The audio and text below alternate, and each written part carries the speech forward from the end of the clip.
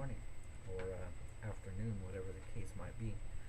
I was just watching Facebook, YouTube, and I have a page for ghosts and ghost houses and the paranormal, odd things like that, and I have quite a bit of stuff on it, so I've been researching it quite a bit lately. One of the things that I found is that a lot of what they're saying I can't exactly get behind as far as what ghosts are and how they operate. I just thought I would share with you what my point of view is so that maybe you might be able to come to your own conclusion. That was somebody I know just checking in. But what a ghost is to me is something simple. You've seen these magnetic tapes, cassette tape players. They have a magnetic strip. That magnetic strip, once imprinted upon using certain technology, you're able to come to a new realization that that tape then can be shared with many other people. Well, what this idea is wood, the room, everything has a magnetic strip around it. Were created from the atomic particles, and atomic particles are held into place by particular magnetic type structurings, and these structurings can be imprinted upon, as science through these tapes have proven to us. If something has happened in an area, a death of some kind, or some highly charged emotional outburst of whatever instance it might have been, it will imprint upon the wood or the metal or plastic.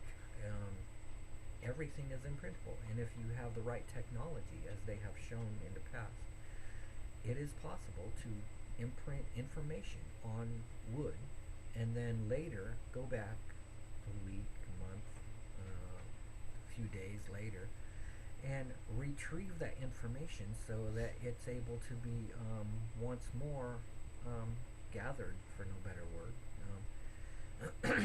My point is people are very sensitive to certain kinds of magnetic properties. A magnetic compass, for instance, is created with tissue, skin, not skin, but muscle tissue, and some other substances which I haven't discovered yet because I haven't really looked into it that deeply.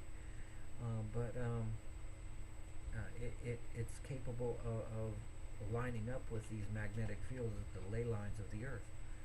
Well, if you were to sit in a room and be very quiet and meditative, you would be aligning yourself with these magnetic properties. And some people automatically just see these types of things. You would be able to sense the sensations that are in the wood. Um, and the processes some of these people go through to so-called bless the blessing of the house is funny because they don't understand the basic principle of these magnetic patternings and how they're actually being formed in order to bring that information back into existence. And the ghost itself, per se, um, is sharing the information within the individual's consciousness. You understand what I'm saying? So as the viewer is viewing whatever is imprinted upon the wall, his own particular belief system, to a certain degree, is interacting with what's going on out there and creating certain events in the general area. This is for ghosts, not certain kinds of things, because I do believe there are other things out there besides just ghosts.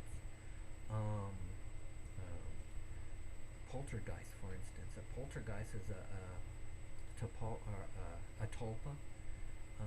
spelled Tupa or Tulpa or something like that. And what they are is they are thought manifestations created with psychic type energies to produce various effects, or which can produce various different effects like shutting doors and knocking over windows, or not cans or whatever happens to be in there, breaking all kinds of weird stuff like that.